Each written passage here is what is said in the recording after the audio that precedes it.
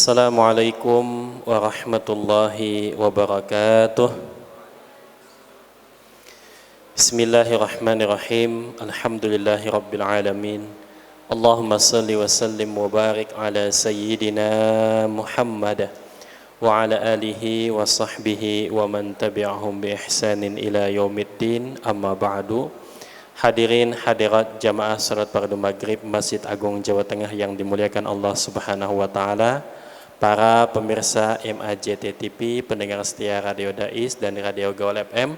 Alhamdulillah pada kesempatan kali ini kita bisa bersama-sama melaksanakan salat fardu maghrib berjamaah, dilanjutkan dengan zikir bersama, dan insya Allah sebentar lagi kita akan mengikuti kajian kitab fikih, kitab At-Taqriratus Sadidah bersama guru kita Dr. Andes Kiai Haji Muhyiddin MAG. Untuk itu nanti bila mana ada pertanyaan seputar tema yang beliau sampaikan ataupun yang di luar tema, bisa langsung bertanya kepada beliau, dan bagi para pendengar yang ada di rumah maupun dalam perjalanan bisa mengikuti, bisa chatting WhatsApp 081225733157. Mudah-mudahan dengan hadirnya kita di majelis ini, Allah Subhanahu wa taala memberikan kita semua ilmu yang bermanfaat. Ala hadhihi niyyah wa likulli niyatin salihah wa ila hadratin Nabi Muhammad sallallahu alaihi wasallam. Al-Fatihah. A'udzu billahi minasyaitonir rajim. Bismillahirrahmanirrahim. Alhamdulillahi rabbil alamin arrahmanir rahim maliki yaumiddin. Iyyaka na'budu wa iyyaka nasta'in. Ihdinas siratal mustaqim. Siratal ladzina an'amta 'alaihim alaihim waladdallin. Amin.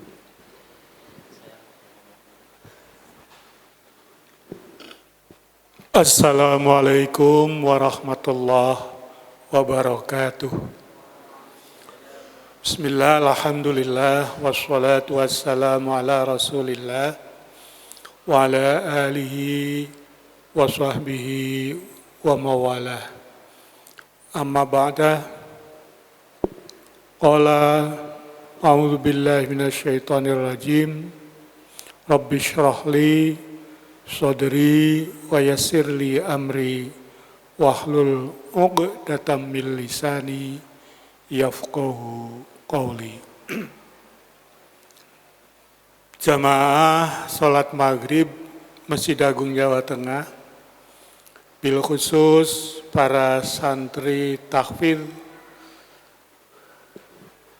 MAJT Basnas rahimakumullah, para pendengar Radio Dais, para pemirsa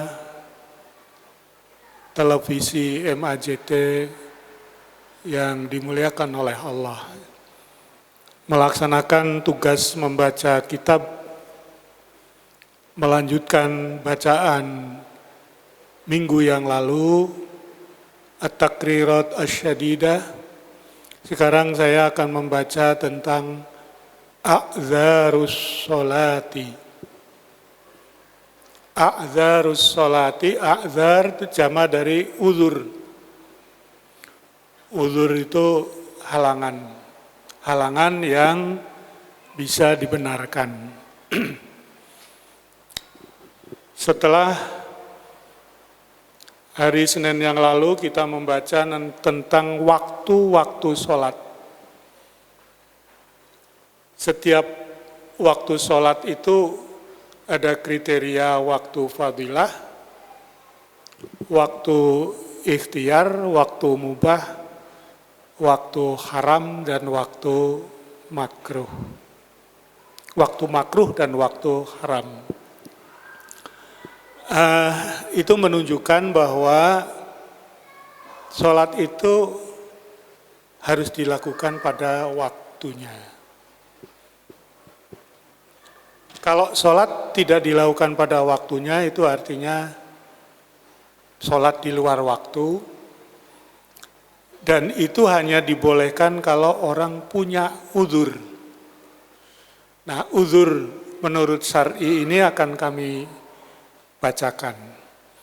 A'dzarus sholati, uzur atau alasan uzur sholat, arba'atun.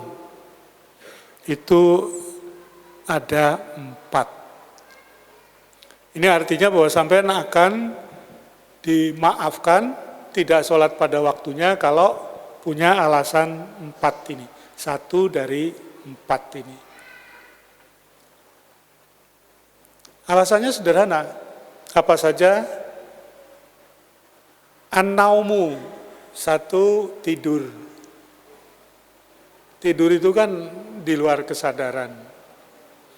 Jadi kalau orang tidur, tidurnya pulas, lalu kemudian nggak sholat, ya itu dianggap udzur.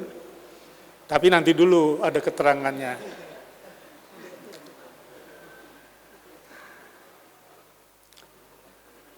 An-nisyanu, yang kedua lupa. Siapa yang mengukur lupa? Ya harus jujur. Paling gampang tuh orang anak ditegur oleh bapaknya, lu kok ora sholat? Nggih, lali. Ini maksudnya tidur betulan atau lupa betulan. 2, yang ketiga wal jam'u, karena akan menjamak. Sholatnya dijamak. Ini para pengunjung MAJT ini kebanyakan dari daerah yang jauh, kemudian melaksanakan sholatnya dilakukan dengan jamak. Jamak itu ada 2, zuhur asar atau maghrib isya. Pun mangke ada keterangannya. Wal ikrohu, dan yang keempat karena tertekan, terpaksa, dipaksa. Mangke wonten keterangannya. Salah satu contoh dipaksa itu orang kerja di pabrik, gitu. Wayai zuhur ndak boleh istirahat. Istirahatnya nanti jam berapa? Jam 3. Kalau maksa istirahat dipecat. Potong gajinya. Lah ini namanya ikroh. Nah, itulah jadi 4, naum, nisyan, al-jam'u, wal ikroh. Tidur, lupa karena hendak menjamak, dan karena dipaksa atau ditekan. Wa makna a'dzaris sholati, makna uzur-uzurnya sholat itu apa? Yaitu annahu, bahwasanya layak samu, tidak dosa. Man, orang akhoro, yang mengakhirkan as-sholata, sholat, diakhirkan an waktiha, dari waktu yang sebenarnya. Misalnya maghrib ini jam 6 sampai jam 7.10 misalnya. Nah, orang tidak melaksanakan sholat maghrib di jam itu. Jam 7.15 baru melaksanakannya. Nah, ini yang namanya a'dzari sholat itu, kalau orang melaksanakan sholat di luar waktunya, itu tidak dosa, tidak salah. Bi ayyi udhrin, dengan uzur apapun, min hadhil a'dzari, dari uzur yang 4 ini.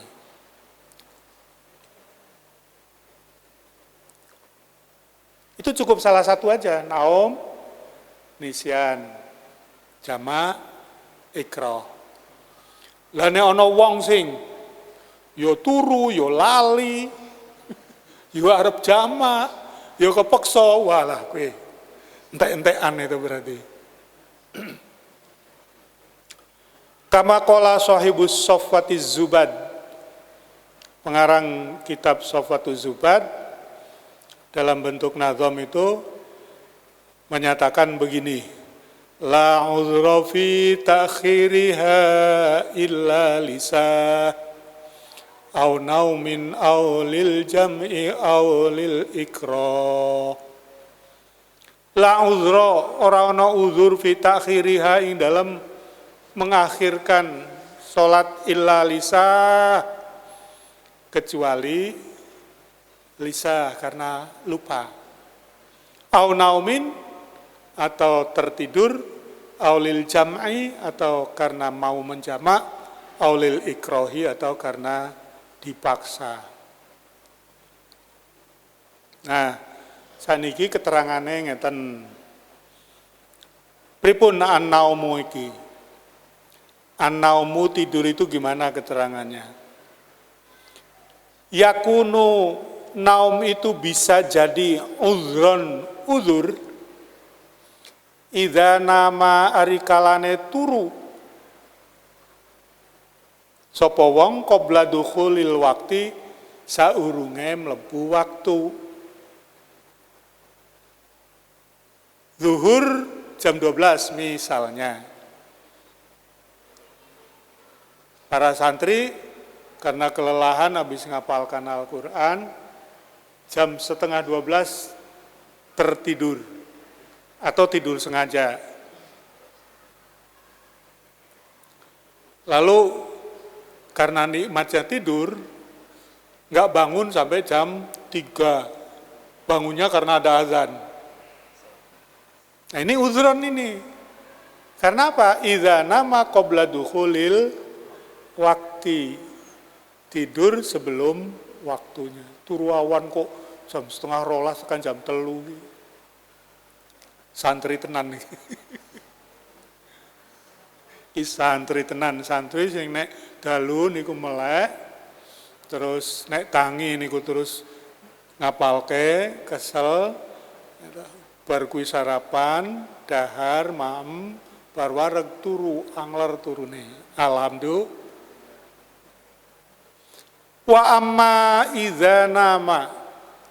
Adapun kalau orang itu tidur ba'da dukhulil waqti, ba'da sakwise dukhulil waqti mlebu waktu, fala yu'tabaru maka tidak dianggap uzran uzur. Fala yu'tabaru tidak dianggap uzran ing uzur. Jadi kalau zuhurnya jam 12, sampean tidurnya jam 12 lebih seperempat, terus bablas, ini la yu'tabaru uzron, tidak dianggap uzur, berarti salah, berarti dosa, ninggalke ini.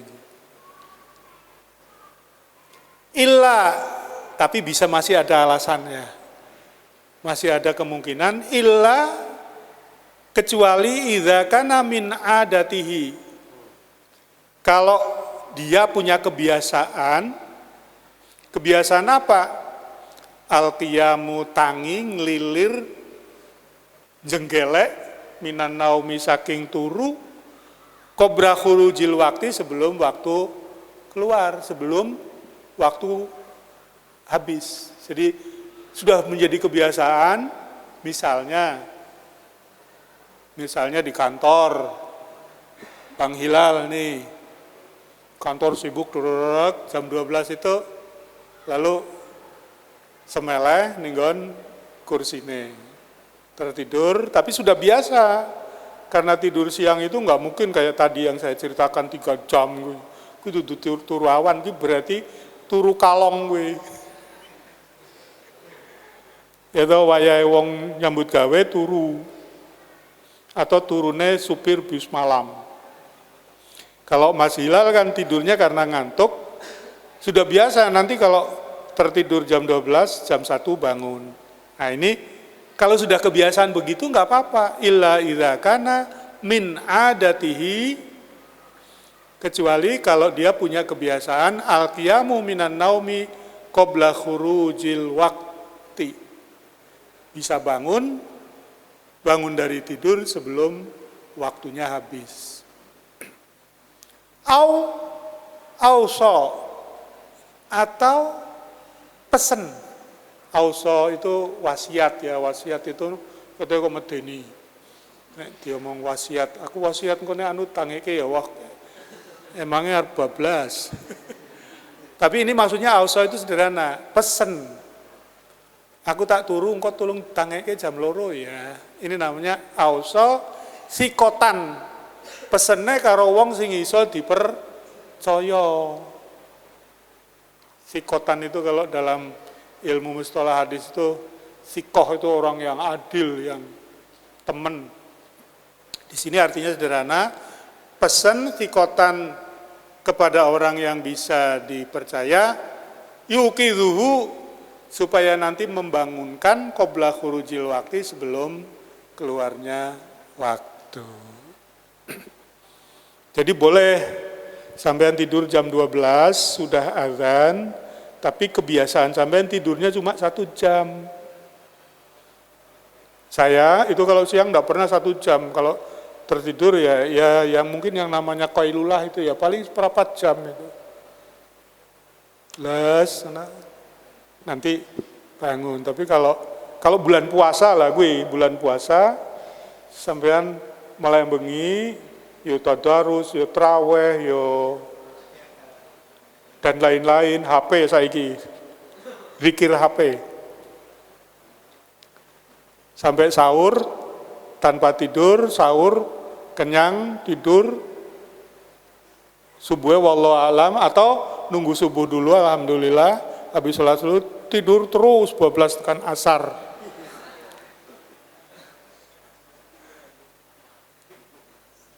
Jadi boleh tidur sesudah zuhur, ini misalnya ya waktunya zuhur.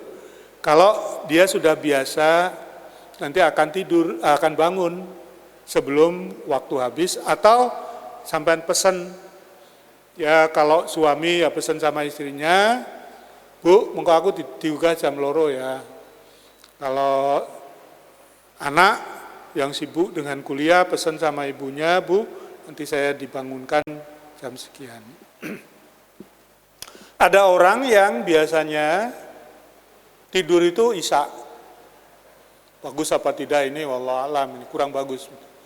Tidur isya belum sholat isya. Yes.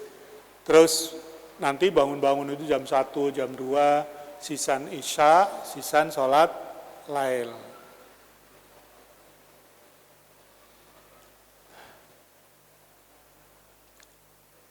Wa yusannu, disunahkan iqadhu man, membangunkan orang nama yang tidur oleh tidur qabla dukhulil waqti, sebelum masuk waktu. Siapa ini yang membangunkan ini? Ya orang lain yang tidak tidur. Nek sing turu nangeke wong turu lah piye. Jadi sampean ini di pondok, jumlahnya ada 22 santri. Sampean tahu kalau Mas A itu tidur sebelum waktunya zuhur. Saya contohnya biar nggak ganti-ganti zuhur ya. Tapi sebetulnya bukan hanya zuhur, ya 5 waktu itu. Sampean yang tidak tidur itu disunahkan untuk membangunkan temanmu yang tidur sejak jam 11 tadi. Sunnah. Tapi wajibu wajib. Berarti bukan sunnah ini. Iqadzuman, membangunkan orang, nama yang tidurnya ba'da dukhulil waqti, sesudah masuk waktu. Sampean ngerti ya toh? Kancane iki turu jam 12:30.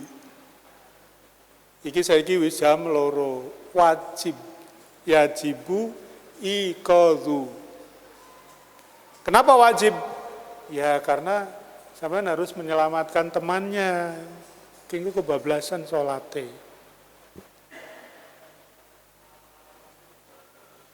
Niku. Ngoten nggih? Nggih, paham nggih? Naum, tidur. Jadi ini artinya manusiawi ya. Fikih atau syariah nika manusiawi. Jenenge wong kuwi butuh turu. Nek turu kuwi di luar kesadaran, maka dimaklumi kalau kemudian mengakhirkan salat. Asal ketentuannya kados kala wau. An-nisyanu yang kedua nisyan. Nasya nisyanun. Ini serumpun dengan kata manusia, insanun ya.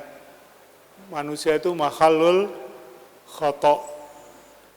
Nah, nisyan itu bagian dari khoto. An-nisyanun nisyan yakunu uzron. Nisyan ini bisa menjadi uzur, bisa diterima sebagai alasan, uzur syar'i idza kana, ketika sababuhu yang menyebabkan lali, yang menyebabkan lupa itu amron, perkara mubahan yang mubah. Kan orang lupa itu kan ada faktor penyebabnya ya. Ada faktor penyebabnya. Sebabnya sibuk kerja, ada. Sebabnya anaknya rewel, nangis terus, orang meneng-meneng, diladeni orang barbar, lupa. Sama waktu sholat, bisa jadi itu. Nah kalau yang menyebabkan itu seperti itu namanya amron mubahan, perkara sing mubah. Wa amma idza kana makruhan, saiki kalau faktor yang menyebabkan lupa itu perkara sing makruh, sing mboten apik lah ngoten kira-kira, au haraman atau jelas haram, fala yu'dzaru, tidak bisa disebut uzur. Sing makruh niku kaya napa, sing haram niku kaya napa. Sing haram cetha niku ngeten. Cetha niki nggih, contohnya sing gampang dulu. Kalau ada orang minum pil koplo. Pil koplo nek jenengan ora kenal mesti. Mboten kenal toh? Nate mireng ngoten nggih. Minum pil koplo. Ini namanya setelah minum pil koplo kemudian lupa sholat. Lah lupanya sholat disebabkan karena koplo niku bahasa Arabnya napa? Kuplu ya. Kan ndak ada o di bahasa Arab itu. Kuflun. Lah niku ndak bisa itu. Saya ingin memberi contoh yang makruh itu kira-kira ngeten. Makruh itu kan sesuatu yang sebetulnya tidak dilarang banget, tapi nanti akan berakibat pada hal yang kurang baik. Ini yang biasanya kemudian menjadi saddu dzari'ah gitu ya. Ditutup, mergo nek ora ditutup mengko melanggar. Nah, kira-kira yang makruh itu berdekatan dengan saddu dzari'ah. Cah nom niku kan wonten sing gawene dolan. Dolan terus. Nah, ini ketika ditanya dolan niku hukumnya napa? Nggih boleh, tapi ora apik lah nek dolan terus. Lah berhubung karena dolan terus, iki kok terus dadi lali. Itu namanya amron makruhan. Jadi nek dolane dolan maksiat, yo haram berarti. Dolane dolan maksiat, dolan yuk jalan-jalan lalu kemudian gabung dengan geng motor. Terus lali sholat. Ya pasti lali sholat, kalau geng motor lagi ngebut-ngebutnya suruh sholat. Boleh nggak geng motor sholat sambil naik motor?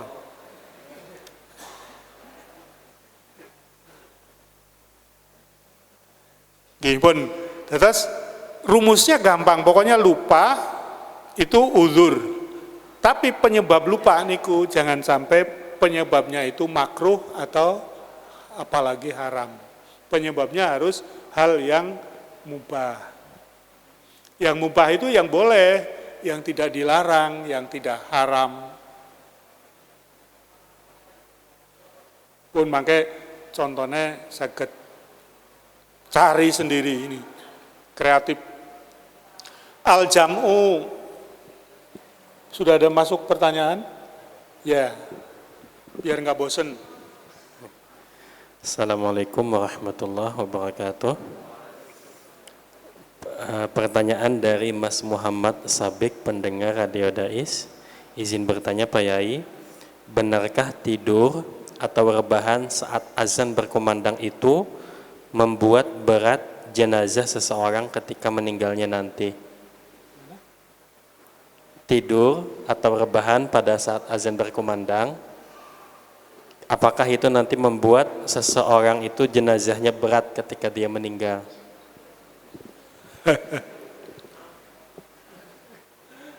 Pertanyaannya sangat angel ini.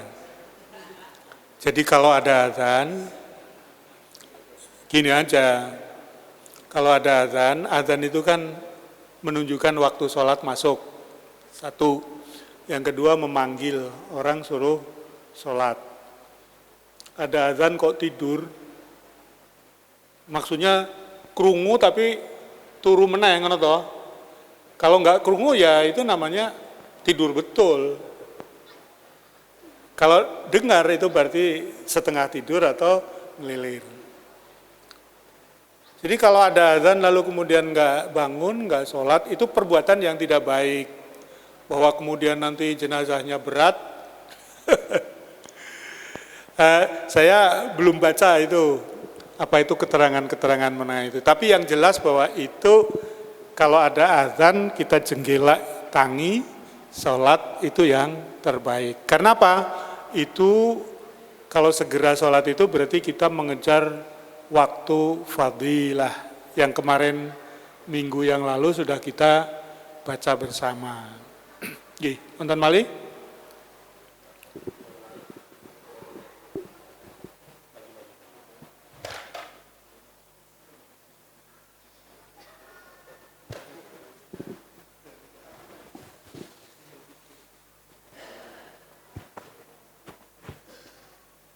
Assalamualaikum warahmatullahi wabarakatuh.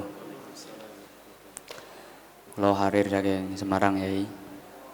Ya kalau ajeng tanglet niku, apakah ibadah sholat itu seperti ibadah puasa yang ada kafarotnya? Kalau kita seumpama kan di Indonesia khususnya kan lumrah atau banyaklah orang-orang yang dia sudah terlalu lama meninggalkan sholat, terus kemudian dia teringat kembali untuk taat beribadah kembali lah, terus untuk mengkondok sholat yang sudah ditinggalkan berpuluh-puluh tahun itu, apakah harus membayar kafarah atau pripun Yai? Assalamualaikum warahmatullahi wabarakatuh. Kayaknya minggu yang lalu ada pertanyaan serupa. Jadi kalau orang meninggalkan puasa karena sudah sepuh, karena sudah tidak kuat, itu bisa diganti dengan kewajiban kebendaan, lalu sholat. Jadi dalam prakteknya di kalangan ulama ada yang itu kafarot itu. Tapi saya kira nanti ada pembahasan khusus tentang itu nggih. Supaya supaya urut. Saya ingin utamanya itu mempertanyakan apa yang baru dibaca ya. Kalau ada hubungan kalau di luar itu ya nggak apa-apa sih. Oke, kita teruskan al-jam'u bainas sholataini. Yang membolehkan orang sholat di luar waktu itu karena menjamak. Menjamak itu pasti 2 sholat. Ngumpulke 2 sholat di dalam 1 waktu. Mestinya zuhur jam 12 sholat, asar jam 3 sholat, ini dijadikan 1. Ai takdimus sholah bisa dalam bentuk takdim.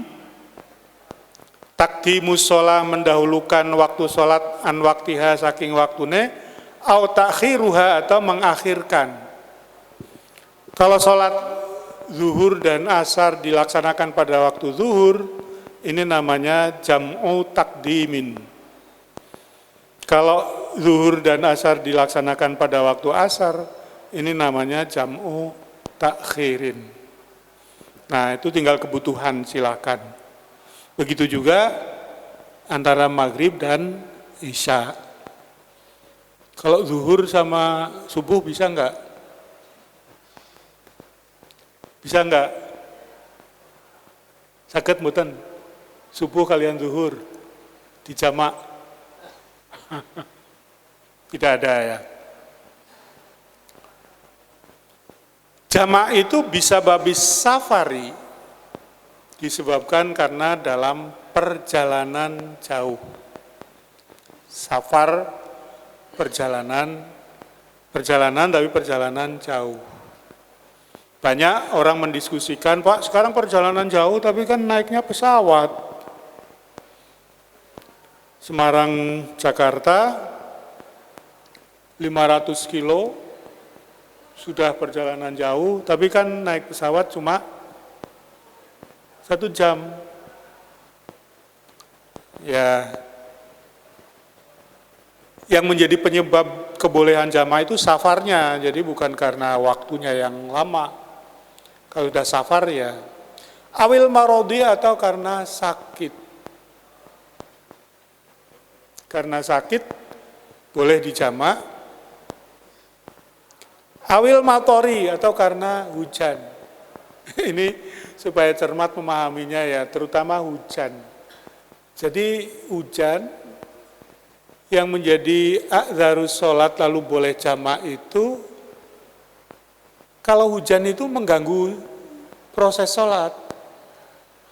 Jadi zaman dulu itu, tidak semua rumah itu ada kamar mandi, ada sumur.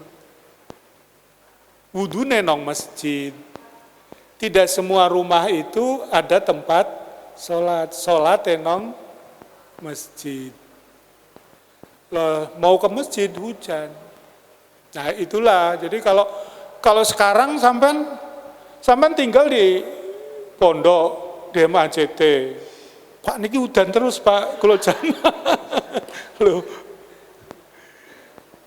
apa kesulitan Anda untuk melakukan lawang ora usah udan-udanan wudu ning nggon pondok ya ada, wudu ning nggon tempat wudu umum ya ada. Saya juga kalau lagi di rumah lalu hujan rekicek terus dari zuhur sampai asar enggak boleh dijamak. Lalu ning omah wis ana kran wudu, wis ana tempat sholat. Begitu juga marod. Jadi marod itu karena apa itu?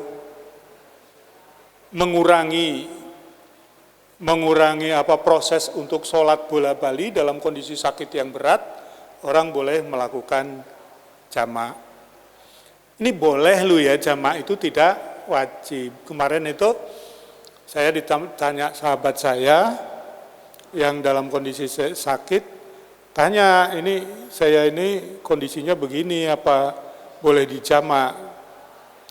Dijamaknya boleh, tapi tidak harus dijamak. Lah, saya malah menyarankan panjenengan dalam kondisi sakit mendingan sholat normal. Jadi waktunya itu dipakai untuk mengingat Allah. Zuhur ingat, asar ingat, bentar lagi maghrib ingat. Nah, tapi itu artinya apa itu kondisional, saran saya ini. Al-ikrahu yang keempat karena faktor dipaksa atau tertekan. Bi'ayyukroha, orang itu ditekan ala ikhrajis sholat untuk mengeluarkan sholat an waktiha dari waktunya. Yaitu kita sering mendengar ada pabrik, ada perusahaan, ada kantor yang tidak membolehkan pegawainya istirahat di waktu untuk sholat itu. Nah lalu Kalau dia memaksa nanti dia dipecat, potong gaji dan lain sebagainya, kondisinya tidak baik. Ini namanya ikrah kira-kira.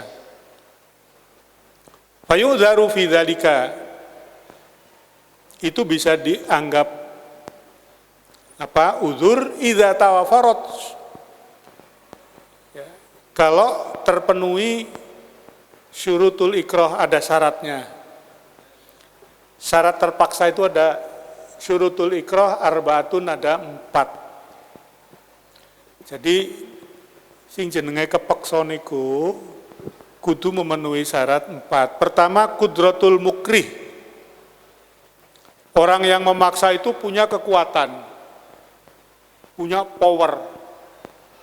Ala tahqiqi ma haddada bihi, untuk mewujudkan atau merealisasikan ancamannya di wilayatin, baik karena kekuasaan atau taghallubin, atau karena ya memang dia lebih kuat. Jadi betul-betul bahwa orang yang memaksa itu punya kekuatan untuk mengancam.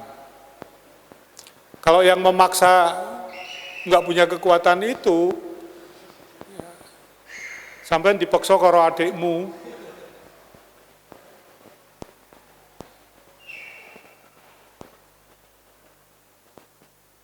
ini kata kepaksa itu sering digunakan dalam konteks cinta, pacaran, ngoten toh.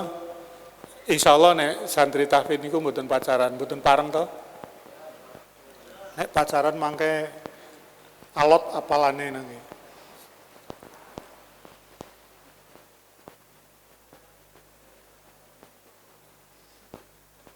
Kalau pacarnya yang dicintainya itu menekan, kudu saiki aku dipethuk, padahal waktu itu jam meh maghrib. Kalau metuk ke sana itu 1 jam.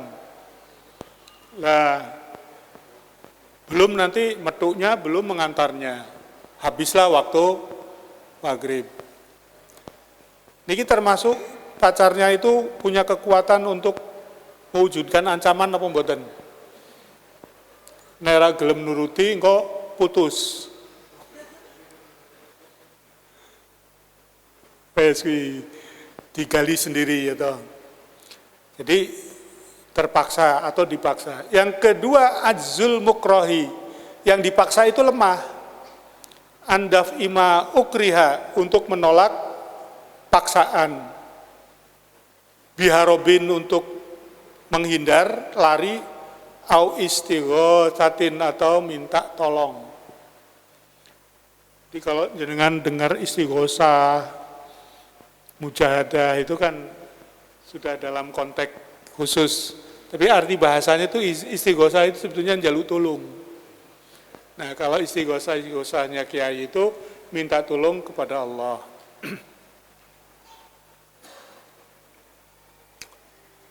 Syarat yang ketiga, dzannul mukrohi, orang yang dipaksa mengira, menduga, annahu inim tana'a, kalau menolak, fa'ala al mukrihu ma khawafahu bihi, maka si pemaksa itu dia akan melakukan apa yang mengkhawatirkan. Nah, nyambut gawe kok dipecat, itu termasuk ma khawafahu. Yang keempat, alla takuna hunaka qarinatu ikhtiarin. Jangan sampai orang menyebut dipaksa, terpaksa, tapi sebetulnya rekayasa. Ikhtiar. Jadi carane niku, loh, kok pacaran? Lah kepaksa kok. Padahal dia ngarep-ngarep dipaksa. Nah, ini namanya ada hunaka qarinatu ikhtiar. Nah, termasuk orang yang ada qarinatu ikhtiar itu cah wedok pakaiane mini kemayu ning dalanan. Nah, niki kan mancing-mancing namanya itu. Jadi kalau ada orang yang kemudian memaksa, memperkosa, itu nanti dia termasuk memberikan korena. Pinten menit? Sampun. Wallahul muwaffiq ila aqwamit thoriq. Assalamualaikum warahmatullahi wabarakatuh.